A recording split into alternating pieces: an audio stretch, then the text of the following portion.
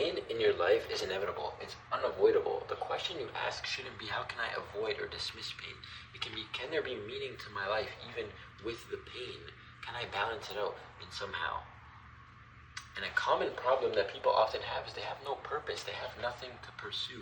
And when you have nothing to pursue, you feel like it's all meaningless. Am I just in pain and there's no other alternative? No, that doesn't have to be the case. But without purpose, you're going to end up just numbing the pain, because if you can't balance the pain out, you're going to look to disregard it. People numb the pain by injecting themselves with dopamine of all kinds, video games, social media, drugs, drinking, whatever, anything to help them escape, anything to distract them. And some people just find comfort in sitting in their misery with other people. You get high together, you just sit there, you watch TV, you eat terrible. It's not good. But not only is it not good, when you're numb, you cannot grow, because you need to be hurt in order to grow. How do you get your muscles big? You hurt them in the gym. How do you become a better writer? You write until it hurts. How do you become a better hockey player? You slap shot until your shoulder can't take it anymore. You want to put on weight, you got to eat until it hurts. In life, the test comes before the lesson. It's not the way school taught you. School taught you the reverse. But unfortunately, in life, you got to do the things before you can learn them. It's the way the world works, okay? Take a look at the scale here. Once you finally find a purpose, it balances pain out. Sometimes good, sometimes bad, and that's okay, because when you're in your bad moments, you're looking forward to achieving this, talking to that girl, pursuing something.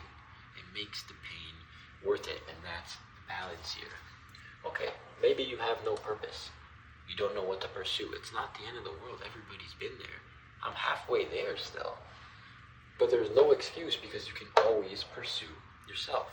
And what does that mean? You can pursue your finances, and that doesn't mean go to work. It means while you're working, take up investing.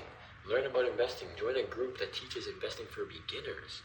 Increase your finances with a side hustle. You can do a side hustle by yourself or with your friends.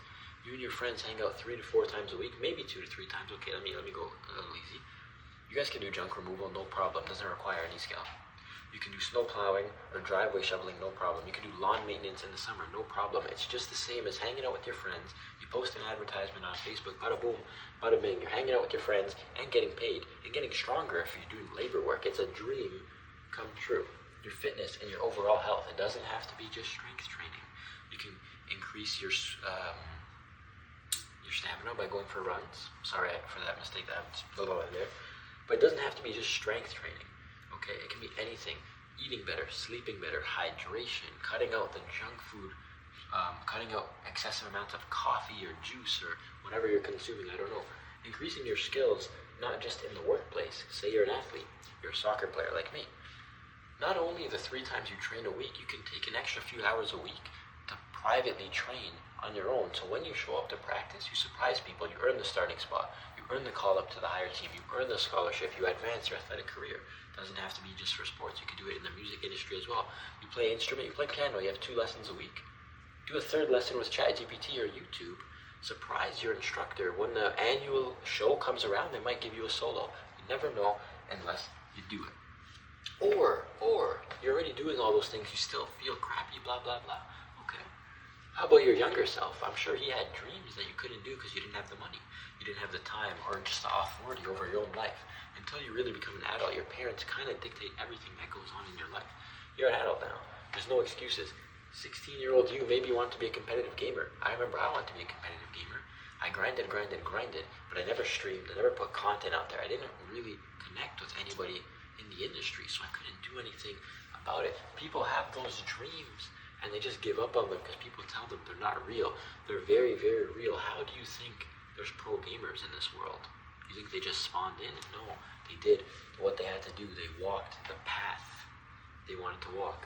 My best friend, when he was 12 years old, all he did was draw, paint, arts in class, at home, on the weekends. I asked him what happened. He said life got in the way. He said, I had to get a real job. And just... There's artists, though. There's painters that make real job money, and you could have been, and you still could be one of them. You need to visit your old dreams, because younger you was probably onto something. Remember the spark that young you had? Remember how curious you were? And you want to tell me you don't think you were onto something? Not only that, you're not doing anything right now. You might as well do that. Heal your inner child, and you're going through trial and error at the same time. Seeing what you like, keeping it. Seeing what you don't like, putting it to the side. It's a double whammy, and it's a no-brainer. Focus on your inner child. So, to recap, no purpose. It leads to numbing yourself out because you can't balance the pain. And what happens when you're numb? Your growth stops. But when you have pursuit, when you have something to look forward to, you're still in pain here and there, but the growth continues, the pathway develops. Okay? Heal your inner child, pursue your current self. A great February is built in January, and probably even, the previous December as well. But you get the whole gist of it.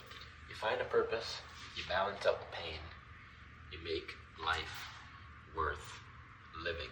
Heal your inner child, motivate the rest of the world, walk your path. Don't let anybody else try to bring you onto their path or drag you away from yours. Thank you once again for coming to my whiteboard TED Talks. I hope you enjoyed. Let me know in the comments down below if maybe I missed anything. If you have any other ideas on purpose that you want me to add, if I helped you, if I opened your eyes, let me know in the comments down below. Happy to hear. I'm also going to leave my TikTok in the comments down below. I post a lot of behavioral content on there too, hopefully to see you there. If not, I'll see you in the next video here.